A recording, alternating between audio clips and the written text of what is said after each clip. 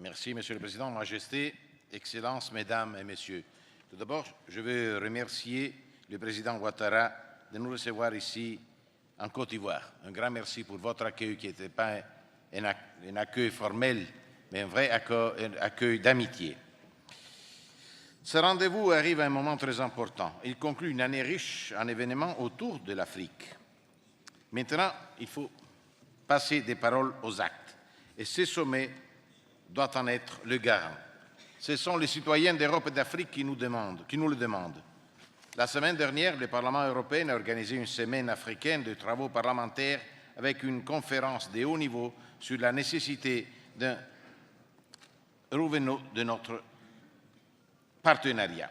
Comme je le dis souvent, il faut regarder à l'Afrique avec des lunettes africaines, pas européennes. Voilà pourquoi beaucoup de délégations africaines étaient présentes à cet événement. Je remercie tout d'abord le président de la République centrafricaine qui était avec nous. Le Parlement européen, en tant qu'institution directement élue par les citoyens, démontre d'un intérêt vrai et sincère pour les relations entre nos deux continents. Nous sommes liés par l'histoire, par la géographie, par les valeurs communes, par des langues communes. Mais si nous ne cultivons pas cet avantage comparatif au jour le jour, il risque d'être relégué au deuxième plan.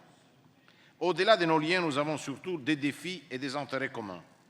N'oublions pas qu'ensemble, nous représentons plus d'un tiers des pays du monde. Ensemble, nous pouvons, dans les arènes multilatérales, aux Nations Unies, à l'Organisation mondiale du commerce, définir des positions communes et atteindre des succès communs, comme l'avons fait pour l'accord de Paris sur le climat.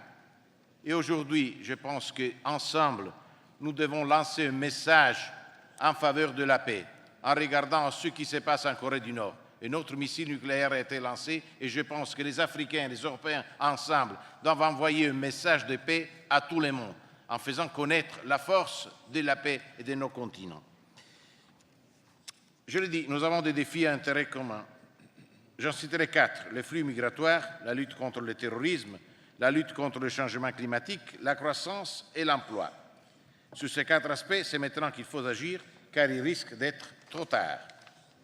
Car cette fois, nous faisons face à une urgence, la croissance démographique africaine. D'où le thème de ce sommet, la jeunesse.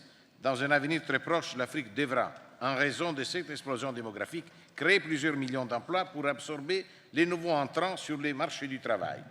C'est à cette jeunesse que nous devons donner des réponses concrètes, des opportunités d'emploi, des conditions de vie qui soient dignes. En somme, donner de l'espoir. Mais pour cela, nous devons changer notre approche. Elle ne doit plus se reposer exclusivement sur l'aide au développement, mais sur un partenariat d'égal à égal, comme a dit Monsieur le Président de la Commission européenne, sur des investissements massifs dans le but de développer les continents, axés sur les personnes, sur l'économie réelle, sur les petites et moyennes entreprises, sur les entrepreneurs. Nous avons donc l'obligation d'être ambitieux. Voilà pourquoi je continue à répéter qu'il faut un vrai plan de Marshall pour l'Afrique. Il existe un potentiel inexploité en Afrique, des véritables opportunités dans des secteurs variés. Pensez à la digitalisation, à l'agriculture et au développement rural. Mais cela nécessite aussi une formation et une éducation de qualité, aussi pour former la future classe dirigeante. Les échanges universitaires, la migration régulière et la mobilité doivent donc être un moteur de développement. Nous devons faciliter les échanges dans l'enseignement supérieur, soutenir les bourses via Erasmus+, étendre les programmes d'échange pour les jeunes entrepreneurs, Erasmus for Jeunes Entrepreneurs. Il s'agit d'une affaire commune, des institutions européennes et africaines, de nous, mais aussi des États membres, donc de vous.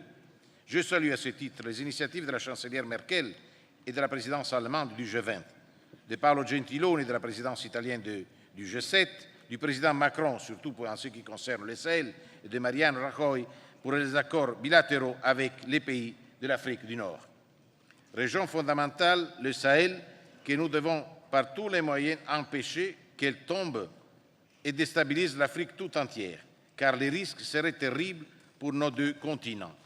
Précisément, le Sahel nous démontre qu'une approche holistique est nécessaire, car les entreprises, les commerces et les investissements ne peuvent que prospérer, créer des emplois et une croissance durable et inclusive dans un climat de paix, de sécurité, de stabilité, de respect des droits de l'homme et de bonne gouvernance. Voilà pourquoi il faut s'engager en Libye, pour aider la Libye à résoudre ses problèmes en amitié avec le soutien des organisations internationales et avec la coopération du Parlement panafricain, comme l'a dit mon ami le Président.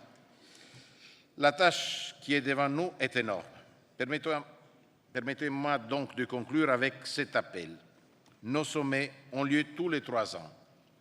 Trop peu, à mon avis, pour un partenariat privilégié. Ils doivent être plus fréquents. Je propose donc que nous nous réunissions tous les 2 ans, mais surtout, entre chaque sommet, qu'il y ait des réunions, des suivis et des mises en œuvre à plusieurs niveaux, en incluant la société civile, les jeunes et les acteurs économiques, car ce sont eux qui porteront et concrétiseront nos ambitions. C'est le sens de la déclaration adoptée par les sommets parlementaires qui s'est tenu hier et que le président du Parlement panafricain vient de présenter. Voilà l'engagement du Parlement européen, des députés africains pour relancer les efforts et pour essayer d'investir toujours plus dans la jeunesse pour un avenir durable de l'Afrique.